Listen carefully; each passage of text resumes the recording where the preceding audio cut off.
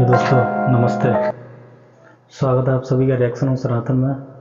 दोस्तों, आज का वीडियो बेहद ही शानदार ज़बरदस्त होने वाला है। आज का वीडियो योगी जी का एक पुराना इंटरव्यू है जो अजीत अंजुम जी ने लिया था। उस टाइम वो इंडिया टीवी में पत्रकार थे, लेकिन अभी तो वो यूट्यूब पर ही पत्रकारिता करते हैं। लेकिन बहुत ही शानदार उनका इंटरव्यू था और उसमें जिस तरीके से योगी जी दहाड़े थे। आजकल तो पत्रकार उनसे सवाल पूछते हैं बहुत ही सादा सिंपल, कुछ वही नॉर्मल, उनसे कुछ हार्ड क्वेश्चन करते नहीं, जो कि वो अपने पुराने अंदाज में दहाड़ें। अभी कुछ दिन पहले विधानसभा में ही अखिलेश जी के साथ कुछ हुआ था, तो उसमें योगी जी दहाड़े थे, लेकिन पत्रकार कुछ उनसे पूछते ही नहीं है जिससे वो अपने पुराने अंदाज में दहाड़ें। 5 बार सांसद रहे योगी आदित्यनाथ, वो योगी जिनके तन पर भगवा चोला है, वो योगी जिनकी जुबान पर खांटी हिंदुत्व के धधकते जुमले हैं, वो योगी जिनका आदेश उनके समर्थकों के लिए कानून होता है, वो योगी जिनकी धमक, जिनकी हनक पूरे पूर्वी उत्तर प्रदेश में होती है, वो योगी जिनकी हर बात पर उनके कार्यकर्ता कुछ भी करने, मरने, मारने को तैयार होते हैं, वो योगी जो चुनाव के महासमर में विजय की पताका लहराने बीजेपी की तरफ से चुनाव प्रचार में कूद रहे हैं, वो योगी जब चुनाव प्रचार में कूदते हैं तो कहा जाता है वो बात हिंदुत्व की करेंगे, वो कैराना की करेंगे, वो हिंदू मुसलमान की करेंगे। वो योगी एक बार हमारे चुनाव मंच पर हैं। योगी आदित्यनाथ का स्वागत है चुनाव मंच पर।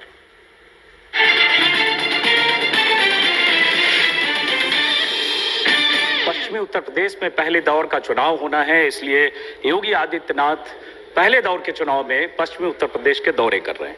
पश्चिमी उत्तर प्रदेश में ही कैराना है, पश्चिमी उत्तर प्रदेश में ही मुजफ्फरनगर है, पश्चिमी उत्तर प्रदेश में ही बुलंदशहर है और पश्चिमी उत्तर प्रदेश में मेरठ है और पश्चिमी उत्तर प्रदेश में ही वो तमाम शहर हैं जहां पहले दंगे हुए हैं, जहां हिंदू मुस्लिम वोटों का पोलराइजेशन हुआ है और पश्चिमी उत्तर प्रदेश में ही वो इलाके हैं जहां से इस बार तय होगा कि बीजेपी को वहां से कितनी सीटें मिलेंगी। इसलिए हम बात शुरू करेंगे योगी आदित्यनाथ से, तमाम मुद्दों पर बात करेंगे, लेकिन सबसे पहले सुनना चाहेंगे योगी जी, चूंकि आप चुनाव प्रचार शुरू कर चुके हैं, बीजेपी के स्टार प्रचारक हैं, हालांकि उसमें दुखती रग आपकी क्या है उस पर हम आगे बात करेंगे। क्या लगता है आपको कि उत्तर प्रदेश में बीजेपी का क्या होगा, कितनी सीटें बीजेपी को?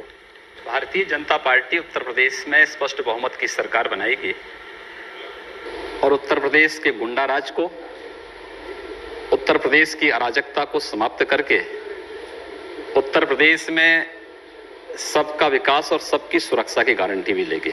चुनाव में जब भी चुनाव होते हैं उत्तर प्रदेश में तो आपको पूर्वी उत्तर प्रदेश के एक बड़े चेहरे के तौर पर देखा जाता है और जाहिर है आप हिंदुत्व के एक आइकन भी माने जाते हैं।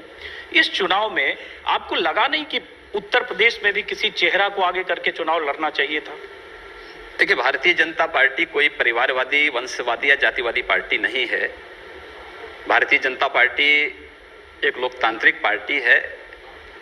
हमारे पास चेहरों की कमी नहीं, हमारे पास बड़े नेता भी हैं, हमारे पास सामान्य कार्यकर्ता भी है। लेकिन मैं तो ये जानना चाह रहा हूं कि चेहरा आप क्यों नहीं हो सकते थे? आपका इतना बड़ा चेहरा है, 5 बार सांसद रहे, सबसे युवा सांसद के नाम के तौर पर भी आपका नाम दर्ज है, चेहरा आप भी हो सकते थे। चेहरा महत्वपूर्ण नहीं, उत्तर प्रदेश की सूरत बदलने का जज्बा होना चाहिए और उत्तर प्रदेश की सूरत को भारतीय जनता पार्टी का हर कार्यकर्ता बदलने की क्षमता रखता है। आपको हमने सुना है बीते 10 दिनों के अंदर जो 2-3 जगह आपने पश्चिमी उत्तर प्रदेश में कहा है, योगी आदित्यनाथ का एजेंडा क्या है?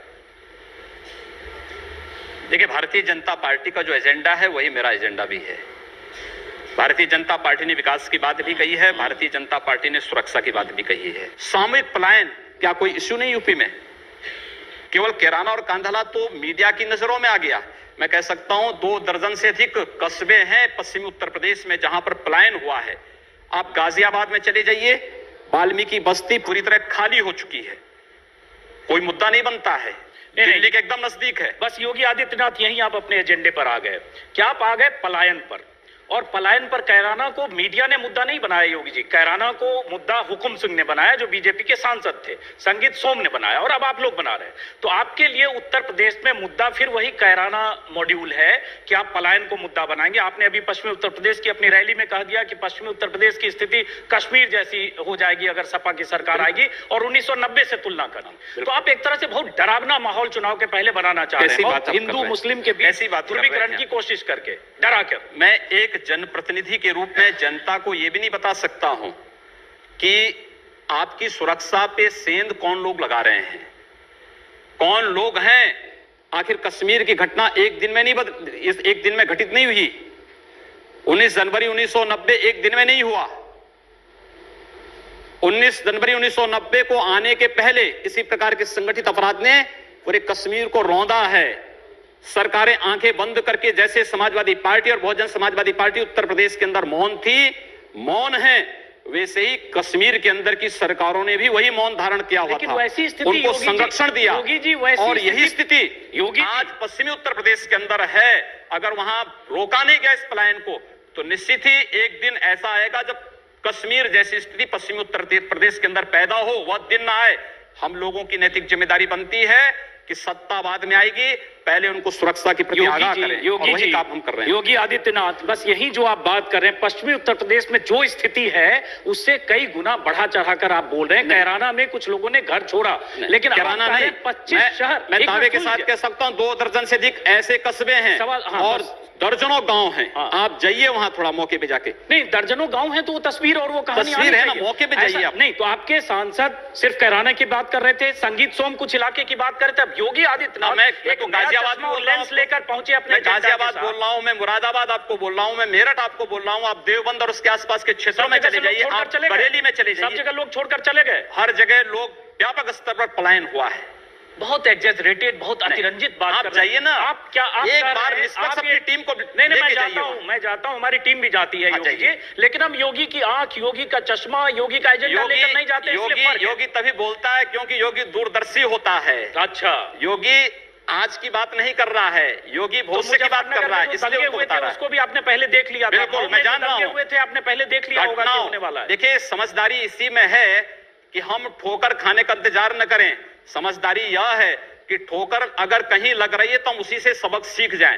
कश्मीर में ठोकर लगी है, पश्चिमी उत्तर प्रदेश में ठोकर न लगे, यही हमारे लिए समझदारी है। योगी आदित्यनाथ रोकें और सख्ती के साथ रोकें। लेकिन ये डराकर ऐसा लगता है कि आपका पूरा गेम प्लान यूपी के लिए, पश्चिमी उत्तर प्रदेश के लिए योगी का एक अलग गेम प्लान है। मेरा कोई अलग गेम प्लान नहीं है।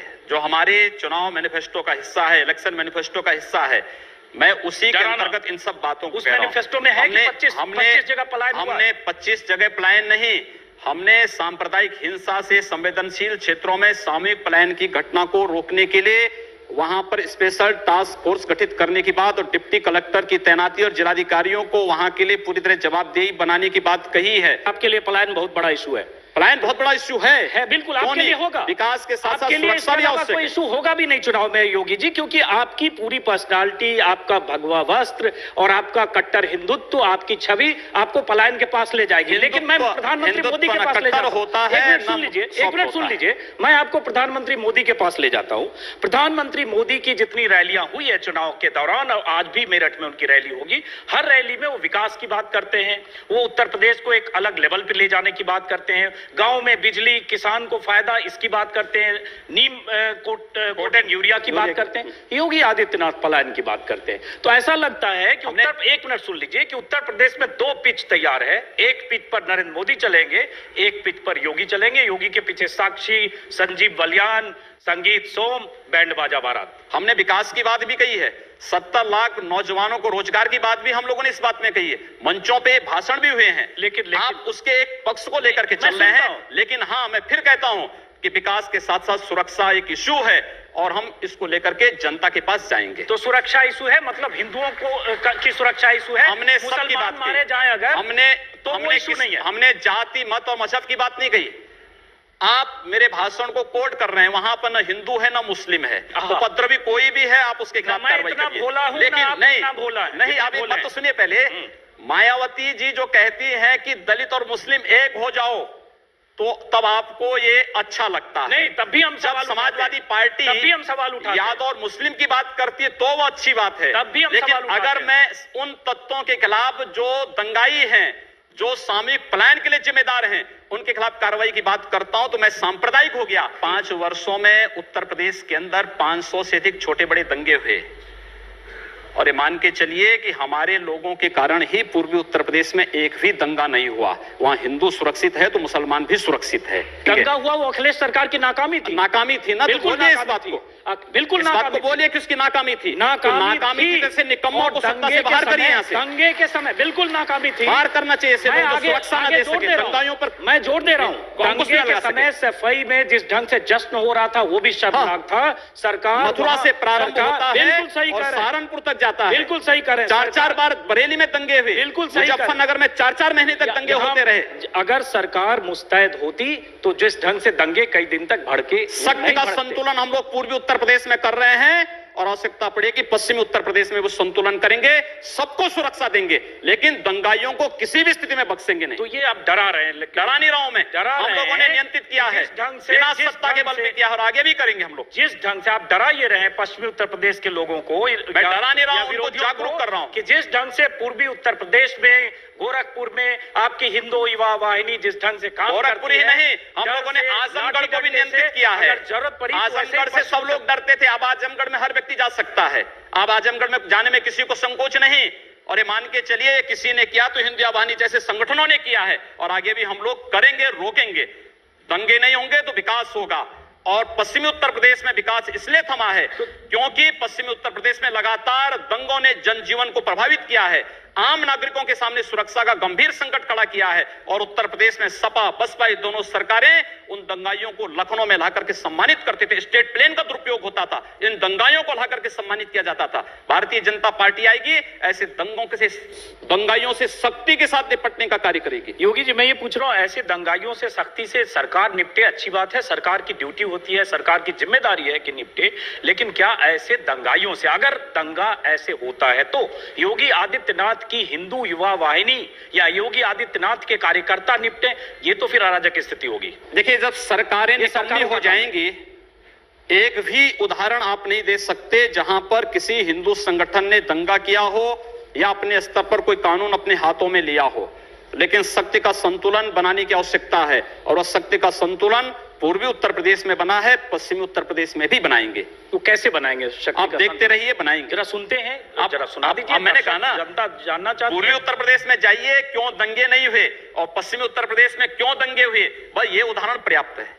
पश्चिमी उत्तर प्रदेश में क्यों दंगे हुए मैं जरा समझना चाहता हूं, जरा समझा दीजिए। वहां जब दंगे हुए मुजफ्फरनगर में, उसमें हर दल के नेता थे जो पर्दे के पीछे कहीं न कहीं उकसावे की राजनीति कर रहे थे, चाहे कांग्रेस के इमरान नासूर, देखिए ये तो चाहे नेता तो बाद में आया, चाहे बीजेपी के हो, नेताओं के नाम में बता सकता हूं, नेता बाद में आए हैं, के पीछे उकसा रहे थे वहां, नेता बाद में आए हैं।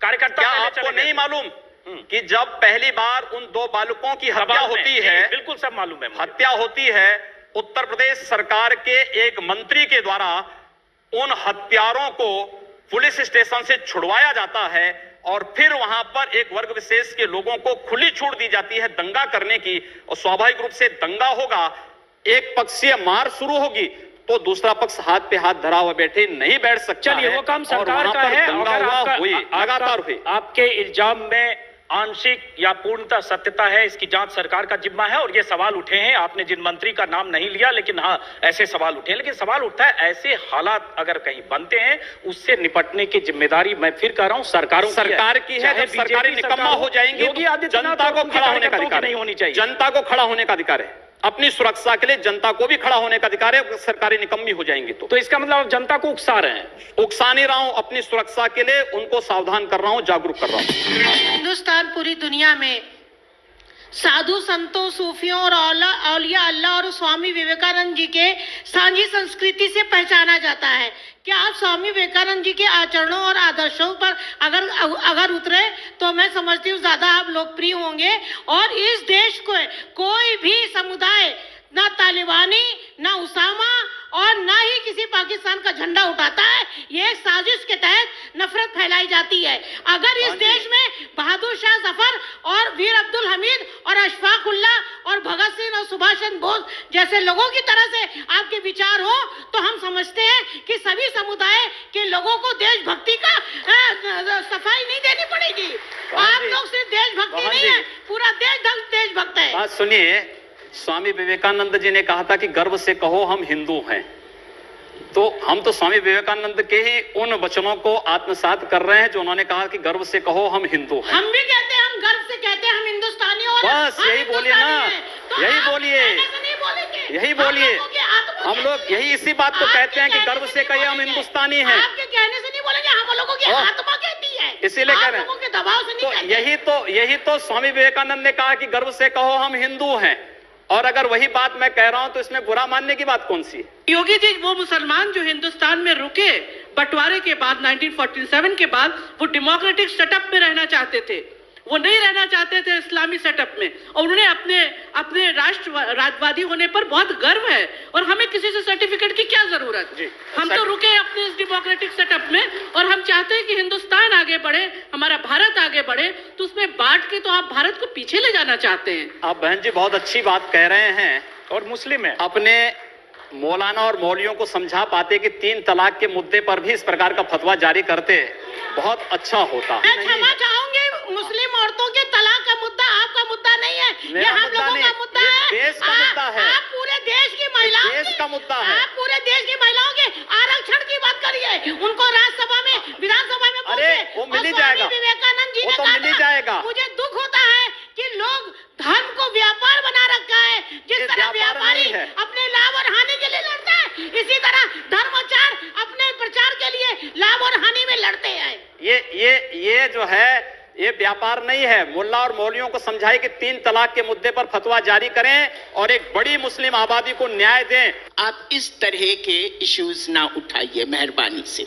ये वो वक्त आ गया है कि आप देखें कि मुसलमान, औरतों का क्या मुद्दा, मुसलमान खुद मर्द भी एजुकेशन में कितने पीछे है। ये बात उन दलों को समझानी चाहिए जो मुसलमानों को केवल आजादी के बाद वोट बैंक बना करके रख दिए हैं। योगी जी से मैं सहमत हूं कि आप जो सवाल इनको कह रही हैं, ये उठाए मुसलमानों की गरीबी, गुर्बत और इसकी बात, वहां जो पार्टियां जो मुसलमानों को सदियों से, दशकों से वोट बैंक समझती है, वो पार्टियां भी वहां मुसलमानों के सिर्फ वोट बैंक समझती है, उनके विकास की बात कम करती है। चुनाव में रमजान के मौके पर, ईद के मौके पर टोपी लगाकर मुसलमानों के साथ तस्वीरें खिंचवाते नेता भी मुसलमानों का भला नहीं करते हैं।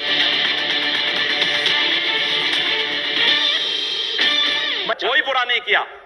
अगर किसी विदेशी आक्रांता के द्वारा, एक मिनट, किसी विदेशी आक्रांता के द्वारा किसी कालखंड में कुछ ऐसा कार्य किया गया है, उसको बदला जाना चाहिए। यह देश की सांस्कृतिक आजादी की लड़ाई भी है। सही बात है। तो आप ताजमहल का नाम राम महल कर सकते हैं, क्यों नहीं करेंगे? कर देंगे, बिल्कुल किया जाना चाहिए। आवश्यकता है तो क्या जाना चाहिए। चलेगा तो जो मुमताज महल के लिए शाहजहां ने ताजमहल बनाया, उसको जांच का विषय है, चर्चा करिए ना इस पर कभी खुले मंच पर। अच्छा, तो इसका मतलब जो भी पुरानी विरासत है, अगर कहीं लाल कोई विरासत नहीं, कुतुब मीनार जो देश के हित में होगा, हमें वह कदम सख्ती के साथ उठाना चाहिए, बिना सोच, बिना लौंग लपेट के, बिना संकोच के। तो देश के हित में, देश की सुरक्षा के हित में है, आने वाली पीढ़ी के भविष्य के हित में हमें वो कदम उठाने में कोई संकोच नहीं करना चाहिए। तो योगी जी, आप ये मानते हैं, आप थोड़ा गुस्से में हैं, तो मैं कोई गुस्सा नहीं हूं, मैं आपको बता रहा हूं। आप क्योंकि मुझे कह रहे हैं, मुझे भय है कि आपको फिर पसीना ना हो जाए। नहीं, बिल्कुल नहीं, मैं चाहता हूं आप गुस्सा करिए, पसीना नहीं आएगा मुझे, चिंता मत करिए। मैं ये कह रहा हूं कि इसका मतलब हुआ कि आप देश के हित में मतलब मानते हैं, जो 20-22% मुस्लिम आबादी है वो देश हित के खिलाफ है, उनको हाशिए पर रखकर आप अपना देश, अपनी दुनिया। आप कभी गोरखपुर आएंगे ना, वहां मुसलमान जब पीड़ित होता है तो वह कहीं और नहीं जाता, वो मेरे पास ही आता है, कहता साहब देखो फलाना गुंडा उसके पास कोई विकल्प परेशान कर रहा है। और उत्तर प्रदेश सरकार से भी जो पीड़ित होता है तो भी मेरे पास ही आता है, कहीं और नहीं जाता है। अकेले सांसद हूं जो 2, 3, 4 घंटे पब्लिक के लिए खुले उसमें बैठता हूं, कोई सुरक्षा नहीं, कोई तामझाम नहीं, कोई भी आए अपनी बात कहें, और फिर अगर बातचीत से मानेंगे ठीक, नहीं तो आंदोलन का रास्ता वहां तय होता है। हर एक व्यक्ति की सुरक्षा और हर एक व्यक्ति का विकास आपको देखना गोरखपुर में जाकर के। एक बार इसको ये बोलेंगे, हर एक व्यक्ति मतलब हिंदू हो या मुसलमान, क्या बात कर रहे हैं? जो भारत का नागरिक है, जो भारत का नागरिक है वो हमारा नागरिक है, उसमें जाति मत और पंथ कहां की बात आती है? जब उस अरे मैं सनातन हिंदू धर्म का उपासक बदलना चाहते हैं, सनातन हिंदू धर्म का उपासक हूं, सर्वे भवन्तु सुखिनः सर्वे सन्तु निरामया की बात करता हूं। मैं किसी मत और मजहब का विरोधी नहीं, लेकिन जो भारत का विरोधी है मैं उसका विरोधी हूं सर, वो कोई भी हो, मैं उसका विरोधी हूं। योगी जी, ठीक है, तालियां बजाइए आप लोग। योगी जी, उर्दू बाजार को हिंदी बाजार बताना या बदलवा देना, उर्दू हमारी पहचान हिंदी से है या उर्दू से? मैं आपसे पूछना चाहता हूं, आप फिर मुझसे उर्दू में ही पूछें। मेरी भाषा हिंदी है, मैं उर्दू नहीं जानता हूं। तो फिर लेकिन वहां के लोग भी हिंदी जानते हैं। मैं तो जानना हम चाहता हिंदी के हूं, नाम पर क्यों ना नाम रखें? सर सवाल तो मैं पूछ रहा हूं, जवाब आप देंगे। जिस दिन मैं आपकी तरह यहां आ जाऊंगा चुनाव लड़ने तो आप मुझसे पूछ लीजिएगा। आज मेरा दिन है, तो मैं ये पूछ रहा हूं कि योगी आदित्यनाथ जब पश्चिमी उत्तर प्रदेश में जिस ढंग से चुनाव प्रचार में जा रहे हैं, या पूर्वी उत्तर प्रदेश में जिस ढंग से आप चुनाव प्रचार करते हैं, और जाहिर है वहां आपकी फैन फॉलोइंग भी काफी है, क्या आपके दायरे में, आपकी राजनीति में मुसलमानों के लिए कोई जगह नहीं है? क्यों नहीं है? क्यों नहीं है? शाहनवाज हुसैन मेरे सबसे अच्छे मित्र हैं। अब डॉक्टर एपीजे अब्दुल कलाम को जब माननीय अटल बिहारी वाजपेयी जी ने राष्ट्रपति के लिए खड़ा किया था, सबसे पहला सांसद था जिन्होंने समर्थन किया था। भारत का मुसलमान डॉक्टर एपीजे अब्दुल कलाम बने, शाहनवाज हुसैन जैसा बने, पहला व्यक्ति रहूंगा जो समर्थन करेगा। लेकिन अगर यहां पर कोई ओसामा बिन लादेन को और औरंगजेब जैसे दुर्दांत लोगों को अपना आइकॉन मान करके भारत के अंदर पाकिस्तान का झंडा लहराएगा, तो फिर उनके उन विषैले फनों को सख्ती के साथ कुचलने के लिए भी सबसे पहले योगी आदित्यनाथ यकीनन अगर भारत में कोई पाकिस्तान का झंडा लहराने की घटनाएं हुई गलत हैं, करेगा, लेकिन होना चाहिए। लेकिन ये कहकर आप पूरी आबादी को ये नहीं पूरी कहना आबादी चाहिए की बात नहीं कि की सब हमने। भारत में पाकिस्तान का पूरी झंडा आबादी लहरा। की बात नहीं एक बार हम सवाल लेते हैं। हाँ, आप जिन हिंदू हितों की बात कर रहे हैं, उनमें से बहुत से हिंदुओं को, जैसे मैं भी हिंदू हूँ, बहुत से हिंदुओं को लगता है कि राम मंदिर की याद आप लोगों को सिर्फ चुनाव के वक्त आती है। तो क्या आपके लिए राम मंदिर का मुद्दा सिर्फ चुनाव लड़ने का एक जरिया है, मुद्दा है, या इसके बारे में आप लोग अभी कुछ करेंगे नहीं? हम लोग करेंगे। मैं कल ही रायपुर में राम मंदिर का उद्घाटन करके आया हूं। भगवान राम का ननिहाल है, और भगवान राम के ननिहाल में राम मंदिर का निर्माण हो चुका है, और ज्योतिषीय जो गणना है वो ये बताती है कि भगवान राम के ननिहाल में मंदिर का निर्माण अयोध्या में राम मंदिर के निर्माण का मार्ग प्रशस्त करेगा। लेकिन योगी जी जो उन्होंने सवाल, लेकिन तारीख नहीं बताएंगे। मंदिर भी बनेगा और समय आने पर तारीख भी बताएंगे। लेकिन योगी जी ये जो सही कहा, उन्होंने सवाल पूछा कि राम मंदिर की बात चुनाव के ठीक पहले होने लगती है। जैसे ही अभी चुनाव की तारीखों का ऐलान हुआ, केशव मौर्य जो प्रदेश अध्यक्ष हैं, उनकी तरफ से आ गया कि उत्तर प्रदेश में बहुमत की सरकार दो तो राम मंदिर बनाएंगे। जैसे बहुमत की सरकार मिलके सब 2/3 विधायक जाकर वहां सीधे मंदिर बना देंगे। जब आपकी केंद्र में बहुमत की सरकार है, जब बड़े नेता बात करते हैं तो कानून तय करेगा, लेकिन जब चुनाव आता है तो आप हो या केशव मौर्य फिर राम मंदिर के तो धैर्य रखिए। मैं समझता हूं राज्य सरकार की बड़ी भूमिका है। 1986 में जब अयोध्या में राम जन्मभूमि का ताला खुला था, तो कोर्ट ने राज्य सरकार से पूछा था कि लॉ एंड ऑर्डर को आप बनाए पाएंगे। राज्य सरकार ने लिख के दिया। मैं श्रद्धांजलि दूंगा स्वर्गीय वीर बहादुर सिंह जी को, जिन्होंने उस समय राम मंदिर के इशू को लेकर के, और स्वर्गीय प्रधानमंत्री श्री राजीव गांधी जी को, जिन्होंने 89 में अयोध्या से कांग्रेस के चुनाव प्रचार का शुभारंभ किया था।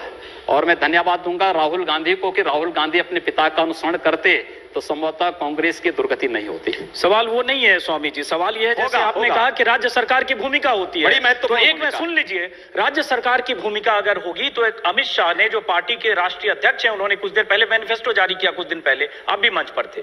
उस मैनिफेस्टो में बहुत सारे वायदे हैं। वही वायदे पूरा करते करते शायद 5 साल में पूरा ना हो, तो आप वो वायदे पूरा करेंगे जो मैनिफेस्टो में दिया, या जाकर मंदिर बनवाने जाएंगे वहां जहां कानूनी मामला कोर्ट में? मंदिर भी बनेगा और ये विकास के सारे कार्य भी होंगे।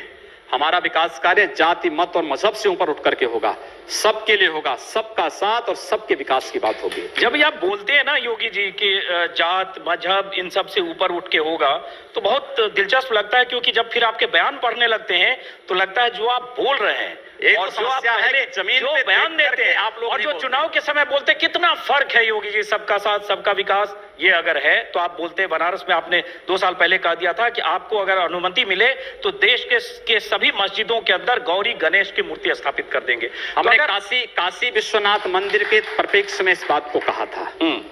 आप ज्ञानवापी में जाएंगे, ज्ञानवापी में वर्ष में एक बार हिंदुओं को पूजा करने की अनुमति मिलती है। मस्जिद के अंदर गर्भगृह में नीचे जो मंदिर था, पुराना काशी विश्वनाथ का मंदिर था। ये वर्तमान का जो मंदिर है काशी विश्वनाथ का, ये अहले भाई होलकर जी ने बनाया था।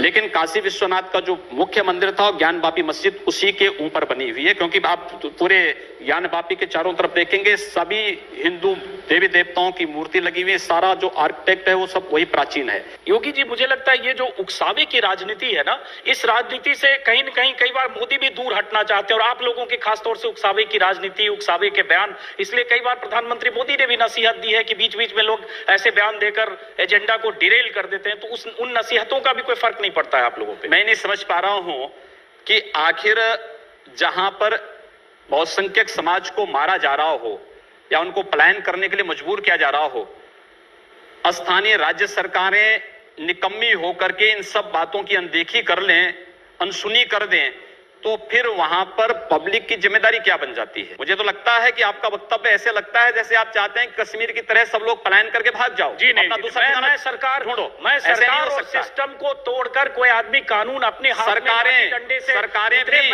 मैं उसके सरकारें जिस तरीके से उत्तर प्रदेश के अंदर पिछले 14 वर्षों से चली हैं, आप कोई व्यवस्था लागू करते हैं, कहते हैं कि साहब कन्या विद्याधन लागू करेंगे, लेकिन साहब नहीं, मुस्लिम कन्याओं को मिलेगा, हिंदू कन्याओं को नहीं मिलेगा।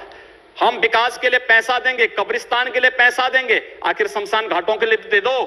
ये सब नहीं कर रहे हैं आप। इसको सेकुलर कहते हैं, और अगर हम कहते हैं कि सबको दो, अगर शमशान घाट, नहीं सबको तो नहीं कहते, वही मैं कह रहा हूं ना, फिर वही मैं कह रहा हूं, नहीं कहते ना। उत्तर प्रदेश की पिछले 14 वर्षों की सरकारों की पूरी नीतियां ही सांप्रदायिक रही हैं। एक भी बार मीडिया इस पे क्यों नहीं बोला है? इस पे क्यों नहीं बोला है? नहीं, वो तो यानी कब्रिस्तान को पैसा मिले और शमशान घाट को ना मिले, कन्या विद्याधन मुस्लिम कन्याओं को मिले लेकिन हिंदू कन्याओं को ना मिले, एक भी बार क्यों नहीं आपने इस पे उंगली उठाई? सरकार ऐसी बेईमानियां करती है तो वो गलत है, की है। इसका जवाब अखिलेश, मैं कह रहा हूं ना, की है, पूछना चाहिए था आपको अखिलेश यादव से इस बारे में। वो अगर ऐसी कोई सरकारें करती वो भी गलत है, और योगी जी आप भी एक तरफा जब करेंगे हिंदू, मैं एक तरफा नहीं कर रहा हूं, वो भी हमने कहा हम अहिल्याबाई कन्या विद्या योजना के अंतर्गत स्नातक तक की शिक्षा सभी बालिकाओं को देंगे। सभी बालिकाओं का मतलब जाति, मत और मजहब कहीं नहीं आता है। हमने कहा सबका विकास होगा, हमने कहा सबका साथ होगा। अगर हम सबकी समृद्धि और सबकी सुरक्षा की बात करते तो हम सांप्रदायिक हो गए, और अगर हम दलित मुस्लिम एकता की बात कर रहे हैं या यादव मुस्लिम एकता की बात कर रहे हैं तो वह सेकुलर हो गए। ये दोहरापन समाप्त होना चाहिए। योगी जी, एक सवाल मैं जनता से लूंगा, लेकिन आपने सबका साथ सबका विकास अच्छा जुमला है और प्रधानमंत्री मोदी का भी नारा है, लेकिन सबका साथ सबका विकास में 371 सीटें उत्तर प्रदेश में बीजेपी बांटती है, और उसमें अगर एक मुस्लिम भी नहीं है, जिस मुस्लिम की आबादी यूपी में 18 से 20% है, तो अंदाजा लगाया जा सकता है सबका साथ सबका विकास कहना, और अगर किसी को टिकट न देना या आपको उम्मीदवार नहीं मिलेंगे तो उसके क्या मायने हैं। इसका जवाब लूंगा, लेकिन कुछ लोग हैं जो सवाल पूछना चाहते हैं। जी, कुशीनगर का हाल बिल्कुल बर्मा जैसा हो रहा है, मुसलमान वर्ग वहां सांस नहीं ले पाता है, तो आप किस तरह के काम करने में, और जिसको हम माफिया कहते हैं वो भी यही जस्टिफिकेशन देते हैं रॉबिन हुड वाला, कि साहब सरकारें चीजें नहीं पहुंचा पा रही, हम अमीरों से लूट करके गरीबों को दे रहे हैं, उनको संरक्षण दे रहे हैं। इन दोनों में फर्क क्या है?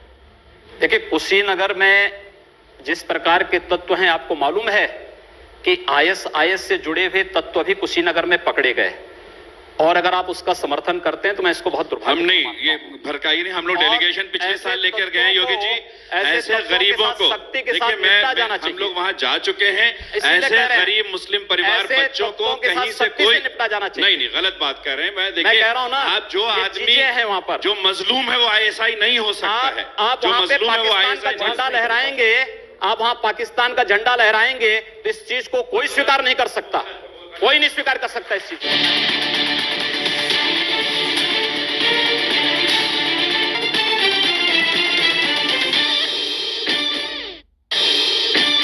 आपके समर्थक कहते हैं कि अगर यूपी में रहना है तो योगी योगी कहना है, इसका नारे का क्या मतलब है, और ये डराने वाला नहीं है? अरे भगवान कृष्ण ने भी कहा था कि तस्माद योगी भवा अर्जुन, अर्जुन को कहा अर्जुन योगी बनो।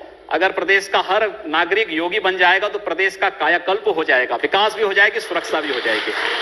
आपसे एक सवाल यह है कि हमारे भारत देश की नींव अखंडता, यूनिटी इन डाइवर्सिटी, चाहे संविधान हो उसमें सब में लिखा हुआ है।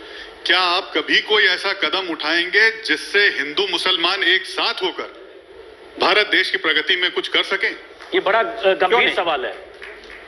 हमारे द्वारा उठाए जाने वाला हर कदम यूनिटी के लिए है, इंटीग्रिटी के लिए है, और इस देश के एक अच्छे फ्यूचर के लिए है, और वह कार्य भारतीय जनता पार्टी कर रही है। चलिए बहुत बढ़िया। अब इसमें मैं क्या कह सकता हूँ, योगी जी ने कह दिया कि जो कुछ बोलते हैं यूनिटी के लिए बोलते हैं, जो कुछ करते हैं यूनिटी के लिए करते हैं। पश्चिमी उत्तर प्रदेश में पलायन की बात करते हैं, यूनिटी के लिए करते हैं। गोरखपुर में मियाँ बाजार को माया बाजार, उर्दू बाजार को हिंदी बाजार, ये सब यूनिटी के लिए करते हैं। लेकिन चलिए योगी जी हैं, अपनी बात करें। योगी आदित्यनाथ एक बार फिर एक सेकंड फिर सवाल ये उठता है कि मैं जानना चाहूंगा, इस बार मैं चाहूंगा थोड़ा दिल खोल के बताएं कि आप पूर्वी उत्तर प्रदेश में जितने लोगों को, अपने कार्यकर्ताओं को, अपने उम्मीदवारों को, अपने नेताओं को, जितने लोगों के लिए टिकट चाहते थे, क्या उन सबको टिकट मिल पाया? कितने लोगों को टिकट चाहते थे? मैंने किसी के लिए कोई टिकट की मांग नहीं की है। एक फाइनल सूची में मैं स्वयं भी बैठा हुआ था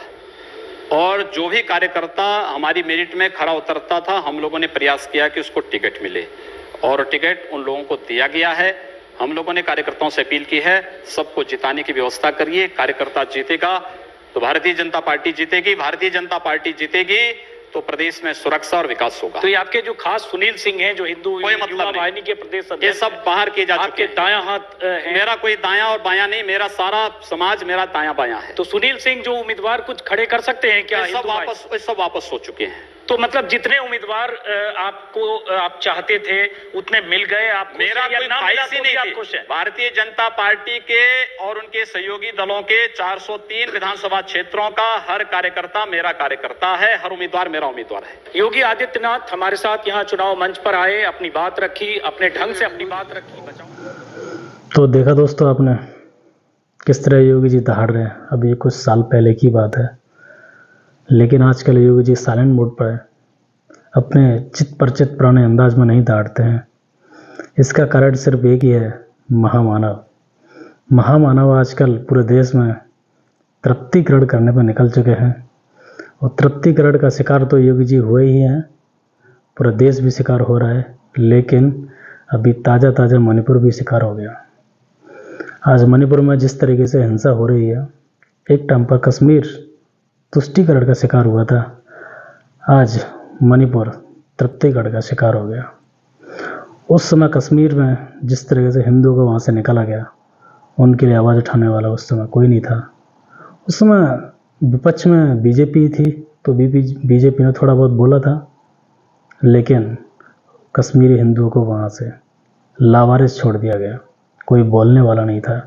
लेकिन आज मणिपुर में हिंदुओं को जिस तरीके से निकाला जा रहा है, कोई बोलने वाला नहीं है। ना सत्ता में बोल रही है, ना विपक्ष, ना कोई नेता। हिंदू वहाँ लड़ रहा है, वहाँ से पलायन कर रहा है, कोई बोलने वाला नहीं है। तो दोस्तों आज के लिए इतना ही, मिलते हैं नेक्स्ट वीडियो में। तब तक के लिए जय हिंद, वंदे मातरम, सत्य सनातन वैदिक धर्म की जय।